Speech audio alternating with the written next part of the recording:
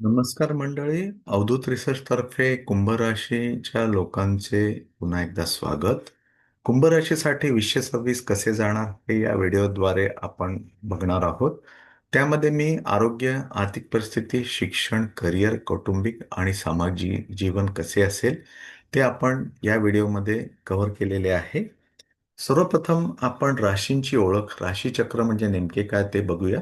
राशी हा शब्द आपल्यापैकी बहुतेकांनी ऐकलेला असतो. एखाद्या व्यक्तीची अमुक राशी आहे याचा अर्थ वेगवेगळा असू शकतो. जन्मकाळी चंद्र ज्या राशीत असेल ती चंद्र राशी, किंवा जन्मकाळी पूर्व क्षितिजावर उदित असेल ती लग्न राशी वगैरे. राशींची व्याख्या क्रांतिवृत्ताच्या 30 अंश एवढा विभाग अशी करता येईल. या 30 अंशात 2.25 नक्षत्रे असल्याने 2.25 नक्षत्राच्या व्याप्तीसही राशी असे संबोधले जाते.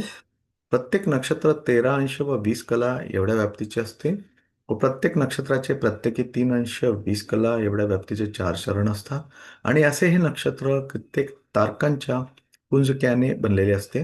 म्हणून एक राशी ही कित्येक ताऱ्यांनी, त्यामुळे निर्माण होणाऱ्या 2.25 नक्षत्रांनी म्हणजेच नक्षत्रांच्या 9 चरणांनी बनलेली असते. क्रांतिवृत्त 360 अंशाचे असल्याने अशा एकूण 12 राशी असतात. आता राशी म्हणजे क्रांतिवृत्ताच्या या 12 भागांपैकी कोणताही 30 अंशाचा विभाग असे म्हणता येईल. जन्माच्या वेळी चंद्र ज्या राशीत असतो ती त्या व्यक्तीशी राशी समजली जाते. कारण चंद्रमा मनसो जातः या उक्तीप्रमाणे व्यक्तीचा मानसिक पिंडच चंद्रावर अवलंबून असतो. भारतीय ज्योतिषशास्त्र पूर्वकर्मावर आधारित असल्याने जन्मवेळी चंद्र ज्या राशीत असतो ती राशी फार महत्वाची समजली जाते. कारण त्यावरून व्यक्तीच्या पूर्वजन्मीच्या वासनेचा बोध होतो. वासनेपोटीच पुन्हा पुन्हा जन्म असल्याने या जन्मी कोणत्या वासना घेऊन व्यक्ती जन्माला येते ते इतर ग्रह दाखवितात का ते पाहावे लागते. तसेच आयुष्यातील घटनांचा कालक्रम कसा अनुभवास येणार आहे हे ठरविणारी महादशा पद्धती ही जन्मवेळेच्या चंद्र नक्षत्रावरून ठरते. अशा रीतीने जन्माच्या वेळी चंद्र ज्या राशीत असतो त्या राशीचे स्वभाव धर्म त्या व्यक्तीत उतरतात. व्यक्तीचा मानसिक पिंड कळल्या वाचून ती व्यक्ती ग्रहांच्या भ्रमणाला किंवा महादशांना कशी तोंड देणार त्याचा फलादेश स्पष्टपणे देता येत नाही. कारण या जगात संकटाला संधी मानणारे तसेच संधीला संकट मानणारे असे लोक आहेत. प्रस्तुत लेखात आपण राशींचा जो विचार करणार आहोत तो मुख्यत्वे करून चंद्र राशीचा असेल.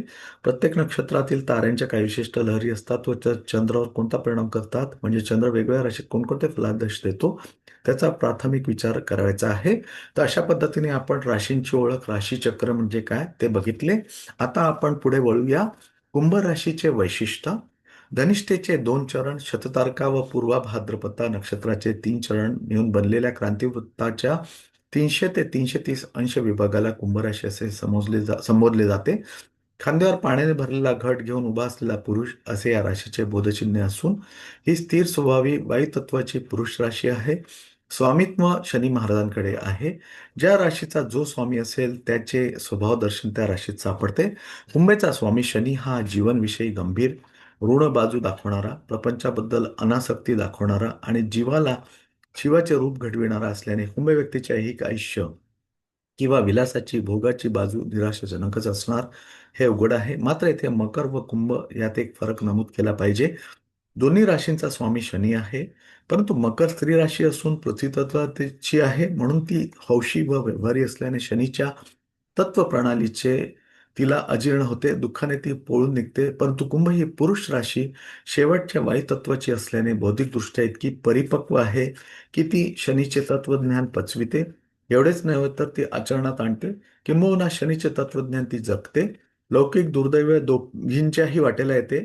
फरक एवढाच की एक हौशी असल्याने वैराग्य अंगी बाणू शकत नाही, दुसरी हसतमुखाने दुर्भाग्याचा स्वीकार करते व आपले बौद्धिक कार्य चालू ठेवते. ही तिसरी अविराशी असल्याने खोल प्रज्ञेची आहे, पण स्वामी शनी असल्याने धीरोदात्त, धीर गंभीर, एकाग्रता लवकर होणारी, अनासक्त विरागी आहे.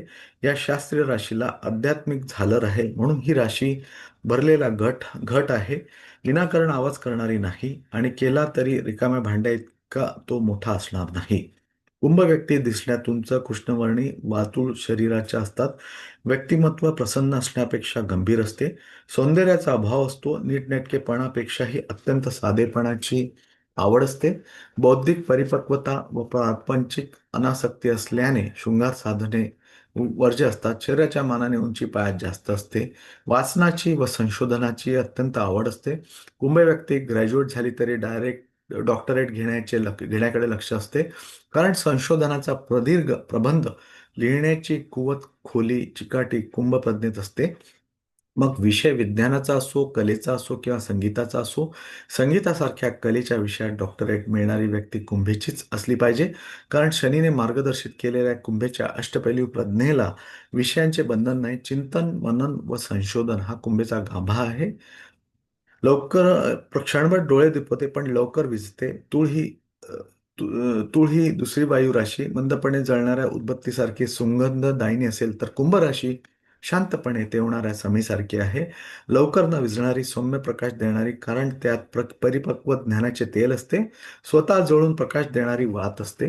कुंभ व्यक्ती ज्ञानाच्या कोणत्याही क्षेत्रात चमकत असल्या, बुद्धीचे कोणतेही प्रांत त्यांना अज्ञात नसले तरी संसारात दुर्दैव भोगणारी ही राशी आहे. कुंभेच्या अनेक व्यक्ती अविवाहित राहतात किंवा विवाहित व्यक्तींना संसार ऐन उमेदीतच असार वाटू लागतो. दुर्दैवाने जोडीदार सामान्य बुद्धीचा, क्षुद्र विचारांचा मिळाल्यास त्यांच्या वैवाहिक जीवनाचा उन्हाळा बनतो. कुंभ स्त्रियांना सुद्धा सामान्य स्त्रीसारखी हौस मौजेची, फॅशनची, शृंगाराची, सणावारांची आवड नसते. त्या थंडकामी असतात. विचाराच्या बाबतीत अगर स्नेहप्रिय भावनात अत्यंत मनस्वी असतात. दुर्दैवाने एखाद्या कुंभयुगाचे अगर युवतीचे प्रेम प्रकरण फिसकटल्यास आयुष्यात पुन्हा दुसरे कोणालाही त्या स्वीकारू शकत नाही. अविवाहित राहण्याचे खडतर व्रत त्या घेतात.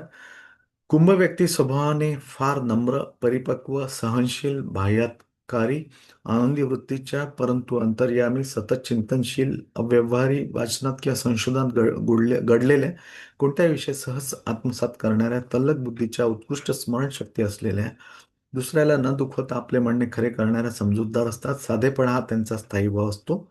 रंगीत वस्त्रांपेक्षा रंगहीन मळखाऊ कपडे त्या पसंत करतात. बाह्य साधनाने व्यक्तिमत्व आकर्षक करण्याची त्यांना जरूर वाटत नाही किंवा कोणाची मर्जी संपादन करण्यासाठी त्या स्वतःच्या विचारात बदल करीत नाही. कारण त्यांचे विचार फार परिपक्व असतात. अंतःकरणातील परमेश्वराला साक्षी ठेवून त्या प्रथम विचार करतात, मग तसा आचार करतात व नंतरच प्रचार करतात. त्यामुळे वैचारिक तडजोड कुंभ व्यक्ती सहजासहजी करीत नाहीत किंवा विचारात परिवर्तन होणे कठीण असते. त्यामुळे मनस्वीपणा हा कुंभेचा दोष असतो. माणुसकी, किंचित हळवेपणा व स्वतःच्या सुखाबद्दल अनासक्ती यामुळे धूर्त म्हटली व्यक्तीच्या स्वतःच्या दुःखाच्या बहाण्याने त्यांना आपलेसे करते व नंतर मनसोखपणे लुटते. एवढी परिपक्व विचाराची कुंभ व्यक्ती केवळ मनस्वीपणामुळे त्या धूर्त व्यक्तीच्या जाळ्यात सापडते. स्वतःच्या प्रेमाच्या व्यक्तीचीही फिकीर करीत नाही व स्वतःच्या आयुष्याचा, सामाजिक दर्जाचा, बुद्धीचा दुःख कुंभ व्यक्तीने आपल्या मनात एखादा विचार रुजवण्यापूर्वी दहादा शहानिशा करून घ्यावी. तर असे हे कुंभ राशीचे व्यक्तिमत्व आहे. कुंभ व्यक्तींना आंतरराष्ट्रीय व्यापारी कंपन्यातील नोकऱ्या, विज्ञान, नगर, संशोधन क्षेत्रातील करिअर, विमान क्षेत्रे, हवामान खाते, अंतराळ संशोधन, प्लास्टिक व नैलांचे व्यापार लाभतात. कुंभ व्यक्तींना प्रपंच मारक नाही, प्रपंचासक्ती मारक असते. म्हणून परमार्थाकडे लक्ष ठेवून त्यांना लौकिक प्रपंच करावा लागतो. तर असे आपण कुंभ राशीचे वैशिष्ट्य बघितले. आता आपण कुंभ राशीसाठी विषय सविस्तर कसे जाणार आहे ते बघूया. सुरुवात करूया हेल्थ. यावर्षी राहू तुमच्या राशीत राहील, ज्यामुळे तुम्हाला वातविकारांनी ग्रासले जाईल. वर्षाच्या सुरुवातीला तुमच्या जन्म राशीवर गुरु ग्रहाचा प्रभाव असल्याने तुमचे आरोग्य सामान्यतः चांगले राहील. तथापि तुम्ही मादक पदार्थ आणि जड जेवण पूर्णपणे टाळावे. यकृताच्या आजारामुळे समस्या उद्भवू शकतात. वर्षाच्या मध्यात तुम्हाला पोटाच्या खालच्या भागात समस्या येऊ शकतात. तुम्हाला शरीरदुखी आणि मानसिक अशांतता जाणवू शकते. नोव्हेंबर आणि डिसेंबरमध्ये काही प्रकारची शस्त्रक्रिया देखील होऊ शकते, त्यामुळे सांभाळून राहावे. फायनान्शियल कंडिशन, वर्षाचा पहिला भाग आर्थिक कामासाठी उत्तम राहील. न्यायालयीन प्रकरणांमध्ये पैसे खर्च होऊ शकतात. महागड्या वस्तू खरेदी करण्यात यश मिळेल. शेअर बाजारात गुंतवलेल्यांना उत्तम नफा मिळेल. सोने आणि चांदीमध्ये गुंतवणूक केल्याने आर्थिक फायदा होईल. जमीन आणि मालमत्तेबाबत समस्या येतील. जून ते ऑक्टोबर दरम्यान व्यवसायात नुकसान होण्याची शक्यता आहे. अनावश्यक कर्ज टाळा. वर्षाच्या उत्तरार्धात वाहन चोरी होण्याची शक्यता आहे, त्यामुळे सतर्क राहा. फॅमिली आणि सोशल लाईफ, जानेवारी ते मार्च दरम्यान शनीची स्थिती असल्याने तुम्हाला तुमच्या कुटुंबासाठी बऱ्याच वेळ द्यावा लागेल.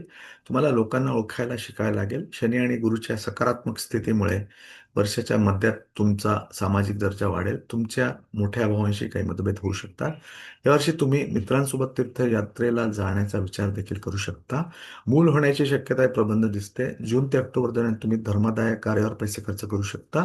लव्ह लाईफ वर्षाच्या सुरुवातीला अवैध लोकांना लग्नाचे प्रस्ताव येऊ शकतात. तुमच्या भावना शुद्ध ठेवा. एप्रिल ते मे दरम्यान नातेसंबंधांमध्ये संघर्ष होऊ शकतो. 5व्या आणि 6व्या घरात गुरु ग्रहाचे भ्रमण तुमच्या वैवाहिक जीवनात चढउतार आणेल. लिव्ह इन रिलेशनशिपमध्ये असलेल्या जोडप्यांमध्ये गंभीर संघर्ष उद्भवू शकतात. वर्षाच्या अखेरीस तुमच्या जोडीदाराच्या वागण्यात काही सकारात्मक बदल होऊ शकतात. एज्युकेशन आणि करिअर विषय सर्व्हिसमध्ये तुमच्या कारकिर्दीत महत्त्वाचे बदल होऊ शकतात. नोकरी करणारे व्यवसायाकडे वळण्याचा विचार करू शकतात. आय टी आणि आर्टिफिशियल इंटेलिजन्समध्ये गुंतलेल्यांना करिअरमध्ये प्रगतीचा अनुभव येऊ शकतो. आयात निर्यात सारख्या व्यवसायांमध्ये वाढ होण्याची अपेक्षा आहे. वर्षाच्या मध्यात तुमचे खर्च अचानक वाढू शकतात. विद्यार्थ्यांना उच्च शिक्षणासाठी उत्कृष्ट संधी मिळण्याची शक्यता आहे. जास्त नफ्याची अपेक्षा केल्याने आणि व्यावहारिक चुका केल्याने व्यवसायात नुकसान होऊ शकते. मोठ्या स्पर्धात्मक परीक्षांमध्ये तुम्ही चांगले निकाल मिळवू शकता. असे हे कुंभ राशीचे विशेष सव्वीस कसे जाणं ते बघितले. मी एक अंक ज्योतिषावर आधारित पर्सनल इयर या टॉपिकवर एक 9 व्हिडिओ बनवणार आहे. पर्सनल इयर हे 1 ते 9 यामध्ये विभागले असतात. 1 अंकापासून तर 9 अंकापर्यंत पर्सनल इयर असू शकतो. तर तुम्हाला तुमचा पर्सनल इयर काय आहे, तो कसा काढायचा मी त्या प्रत्येक अंकामध्ये वर्णवेल. ते तुम्ही बघायचं आणि त्याप्रमाणे तुम्ही तुमचा पर्सनल इयर काढावा आणि त्याप्रमाणे तुम्ही 1 ते 9 भागातील तुमचा कोणता व्हिडिओ तुमच्यासाठी आहे तो बघून वर्षभर कमीत कमी महिन्यातून एकदा तरी तो व्हिडिओ बघा.